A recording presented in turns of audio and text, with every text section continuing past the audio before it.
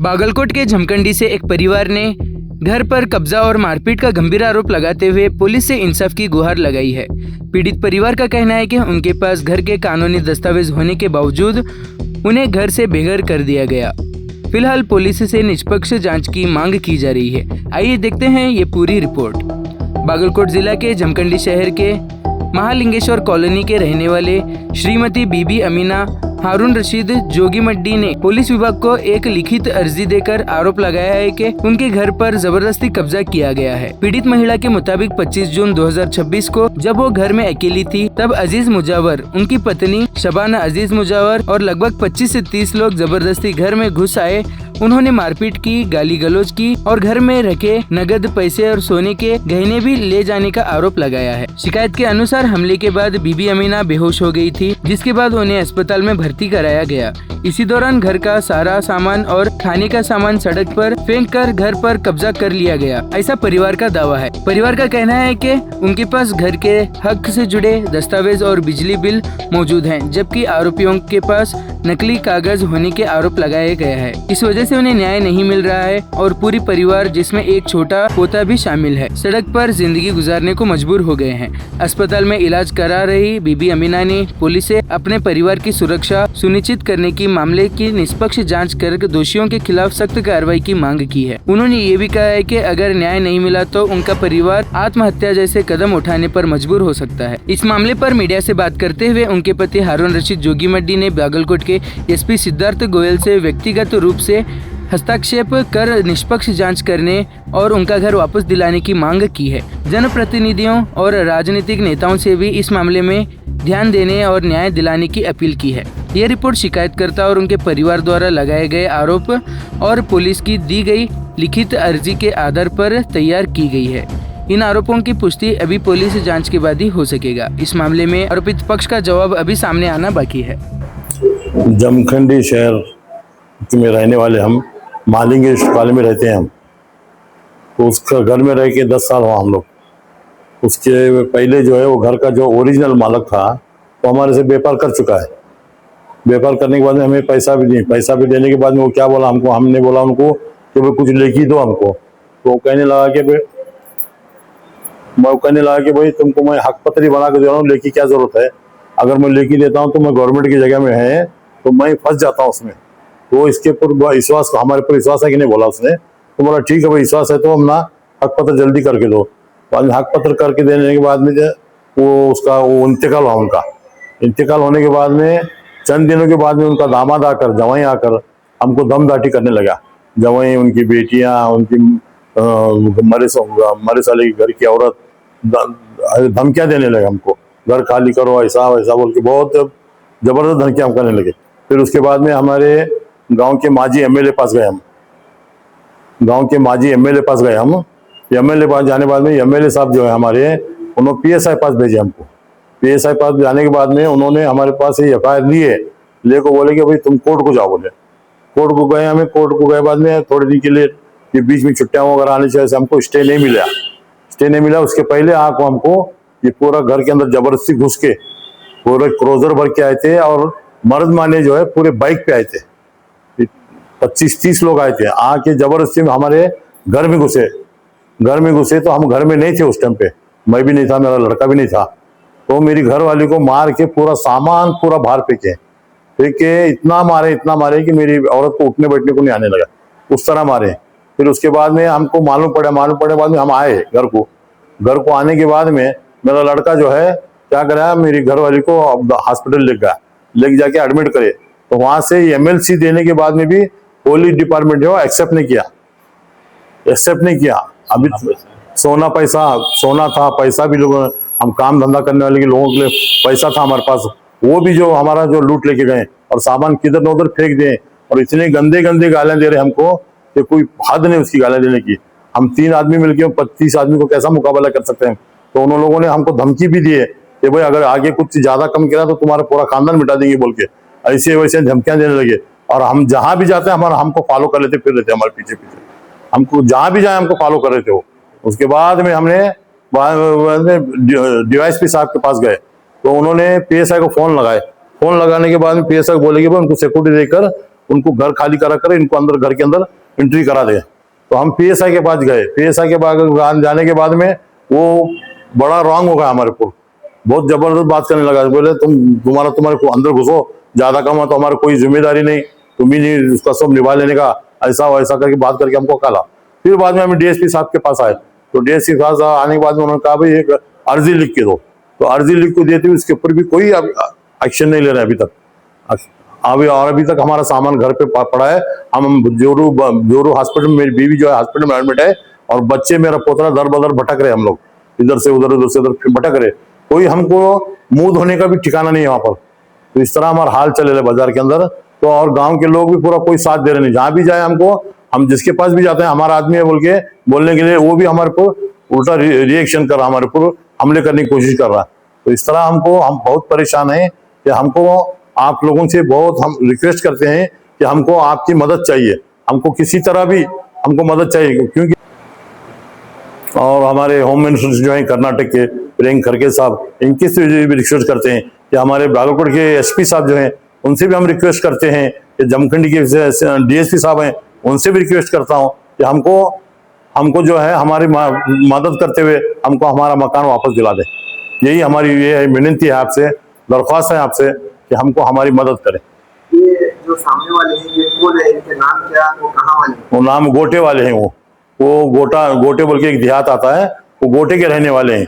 और उनका नाम है अजीज हाजीलाल मुजावर उनका नाम है। वो उनकी अहलिया, उनकी औरत, उसकी सास, उसकी खाला सास, उसके लोग और चंद गैर कौम के लोग भी हैं, सब आके बहुत जबरदस्त मारे हैं। हमारे पास उसका रिकॉर्डिंग भी है।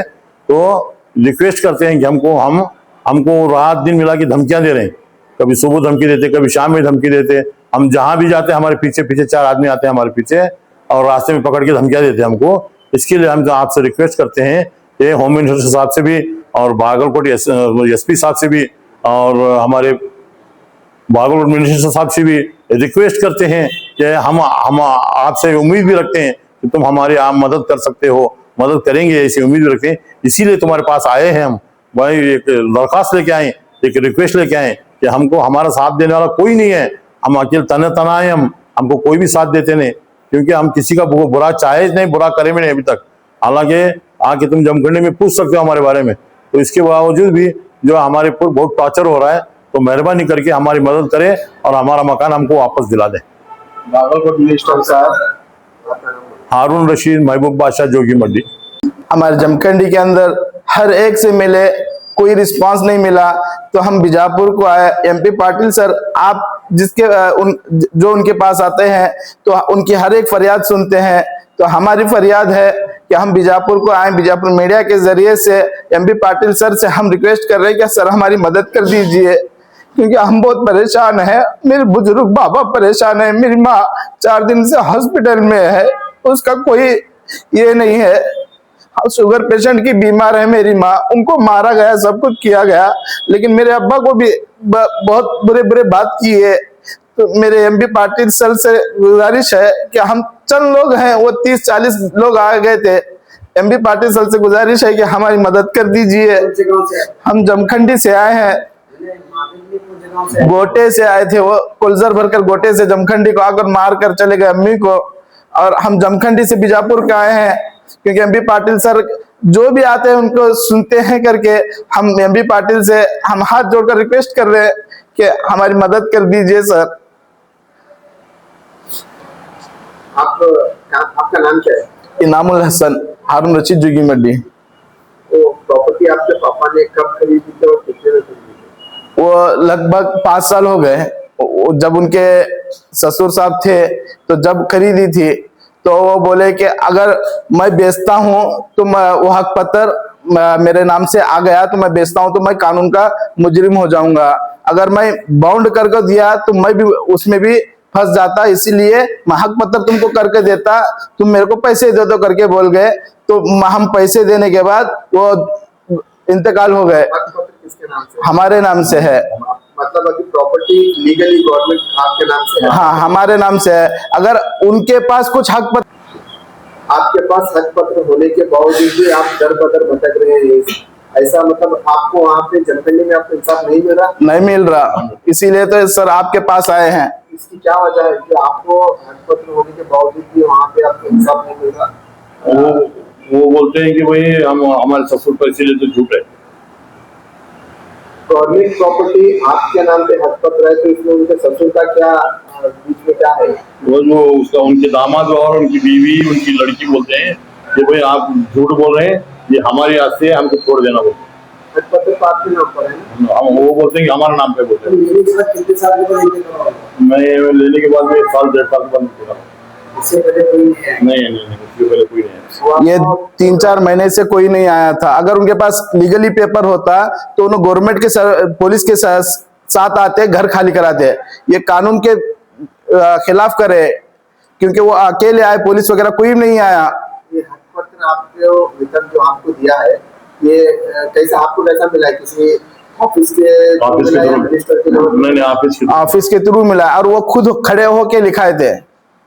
जो इंतकाल हो गया वो खुद हो के सर्वे के अंदर हमारा नाम लिखाई थे, सर्वे के अंदर। इसके आप लोगों ने इस प्रॉपर्टी के लिए जो मरहूम इंतकाल हुआ है उनको कितने रुपए देते आपको? 10 लाख रुपए दे थे। 10 लाख दे चुके हैं। ऐसा बैंक डीडी के द्वारा दे दिया? न कैश दे थे, इसका कोई सबूत गवाह कुछ भी नहीं है। वो बोले कि मैं अगर बाउंड कर देता। देते वक्त आपके साथ कोई और आपके अलावा कोई और मौजूद था या सिर्फ आप लोग? अभी वो जो मौजूद थे वो लोग पलटी खा रहे थे, मुकर जा रहे। उनके लोग थे? हाँ, आपके लोग कोई नहीं थे। मुकर जा रहे। इसको लेकर आपने जो आप वहाँ पे लोकल मिनिस्टर से जो आपने बोला जाके आप रूबरू हुए हैं, उनसे मिले हैं, तो उनका क्या कहना है मिनिस्टर का? मिनिस्टर का हमारे न्यामोटा से मिलने के बाद में वो PSI पास भेजे हमको। XMLA नाम? हाँ, XMLA भेजने के बाद में वो उसने FIR भी दिया, हमको कोर्ट को जाने के लिए बोला। हाँ, तो CPI DSP को आपने लेटर दिया बता रहे हैं। हाँ। तो DSP साहब ने आपको क्या बोला? DSP हमको अर्जी दे बोले, लो DSP साहब अर्जी दे बोले, अर्जी DSP साहब DSP को अर्जी दे बोला। हाँ। तो DSP साहब क्या बोला? अभी तक क्या एक्शन नहीं है।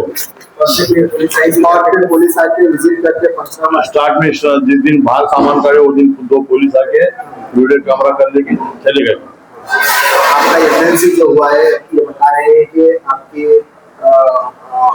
वाइफ जो है 4 दिन से हॉस्पिटल में एडमिट है, एमएलसी है, तो पुलिस के जरिए आपकी एमएलसी का जो प्रतिक्रिया जो आके इन्वेस्टिगेशन करना है, आपका जो पूछताछ करना है FIR के बारे में, वो कुछ पुलिस आपको कच्चे लेटर पे लिख लेके गए थे। FIR के लिए अभी आपके पास नहीं है?